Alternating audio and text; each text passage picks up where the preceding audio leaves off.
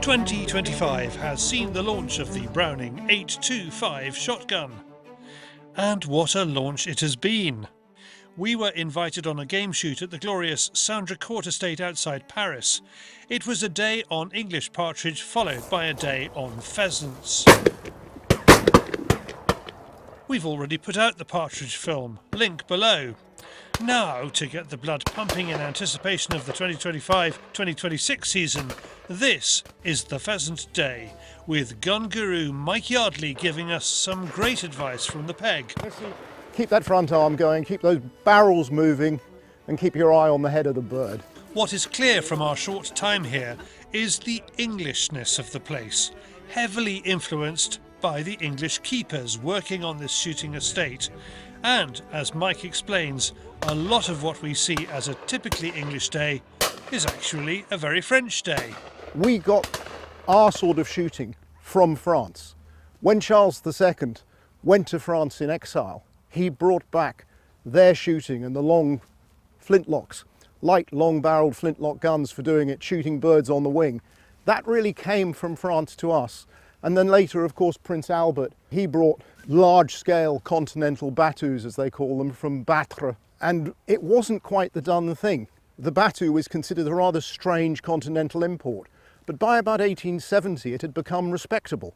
And then by the 1880s and 1890s, the Brits, inventing tradition as we do, it had become the social norm and the thing you had to be good at. So yeah, it's a fascinating history, but mainly the point is it came from France. Day two, the pheasant drive. And what does this countryside look like? Oxfordshire, reminds me of Oxfordshire. There's a shoot called Connaught Park, which has this sort of look about it, a kind of relatively small but high bank in front of us, a hanging hedge, and I am going to take a wild guess. There's a big cover crop behind that, and they're blanking that slowly in. We are stacked here. We've got exactly 2 rows of guns, so back guns and then us in the front. So I think they're expecting a relatively narrow drive. Let's see what it produces. Exciting. You're not going to poach Mike Yardley's birds, are you? I'm going to poach Mike Yardley's birds. It is actually the duty of the modern media to poach the birds of the legacy media, Mike Yardley, the great gun writer.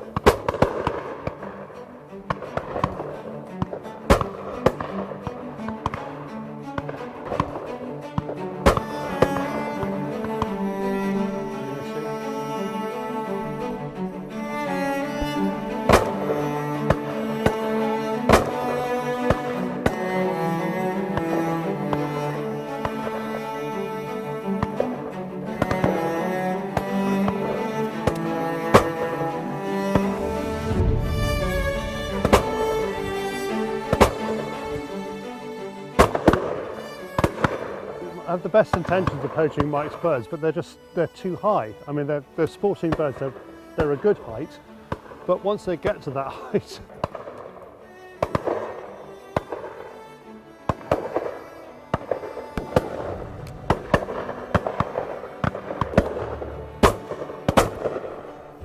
It's a decent drive. The shot cam proves I get a few.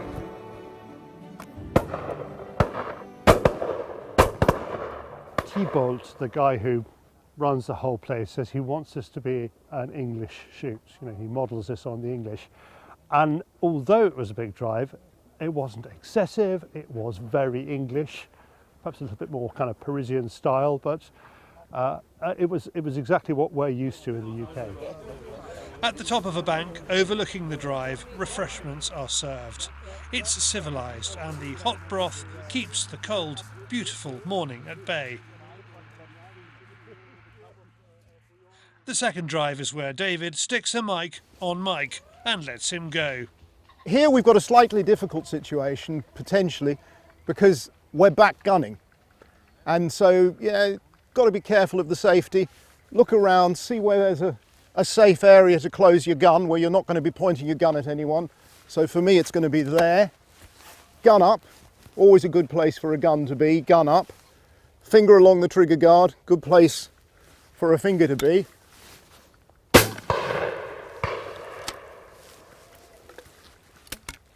Ah, look, deer, what a wonderful sight.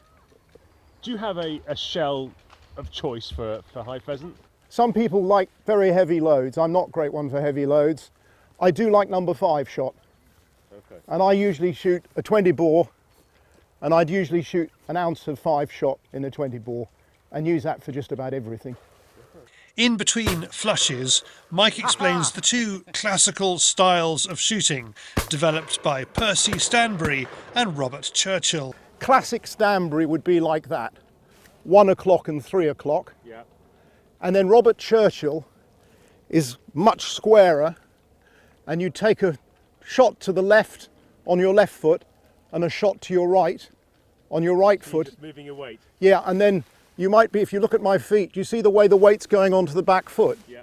That I wouldn't normally do. With Stanbury, even if you're shooting above, your weight would be on the front foot. Do you think people naturally adopt those styles anyway, or is that something that people should probably That's a very, that's a very, got lucky again. That's a very good point. I think there's a lot to be said for natural shooting. Some people are lucky and they do it naturally the right way, but not everybody. And I think a few lessons with an absolutely first-rate instructor. And you know, the guys at West London who I know well, they're great. And Chris Bird at Holland and Holland is a magnificent instructor. À gauche, oui.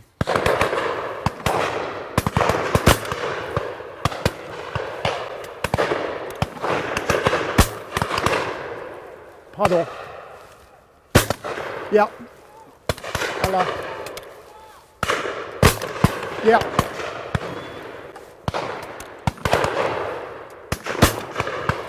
Merci.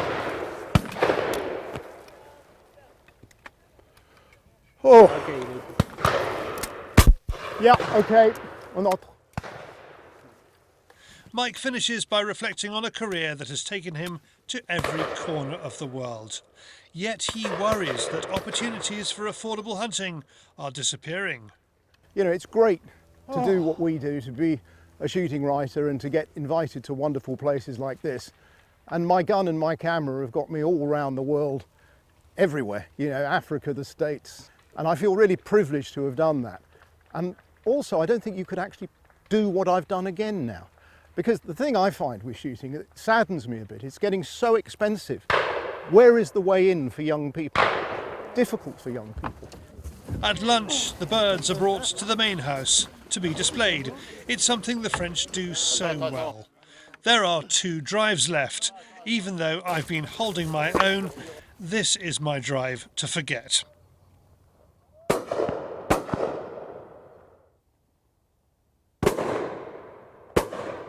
Thankfully, I have encouraging words from behind me from Adrienne, who is part of the Browning marketing team. He's amazing, really. Most probably the best shooter I've ever seen. He's legendary. This one just nearly killed me. He fell like 1 meter away. Thank you, Charlie.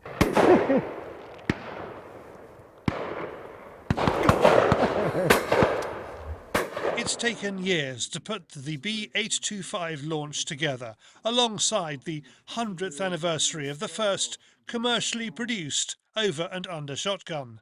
So there is a very long R&D process, as you can imagine. So we have been working on this gun for already, I would say, 5-6 years. So we need time to think about everything, how we can improve our gun. So we speak a lot with our clients to know what we can improve. Then when the product is on tracks, let's say, and then the marketing, let's say, gets involved 2 years in advance. So we can start thinking about the best way to speak about this product, what are our top priorities for this product in different markets. Before the last drive, we pass one of the pheasant pens. It's quite a structure. So this is Jean-Marie, the pen. And it is 16 feet high, so they get an extra 2 weeks of birds inside it. It's higher, so they can't fly out. And because of the local wildlife, this is electric fencing that has, they told me, 30,000 volts going through it to stop the pigs from getting in. So our last drive and a final celebration of the French and English ways of shooting driven game. Challenging being this sociable and having such a good time, isn't it? Oh, I mean, yeah, you know, if anybody says come on a 2-day fabulous shoot in France, just turn them down. It's, yeah, misery, totally misery.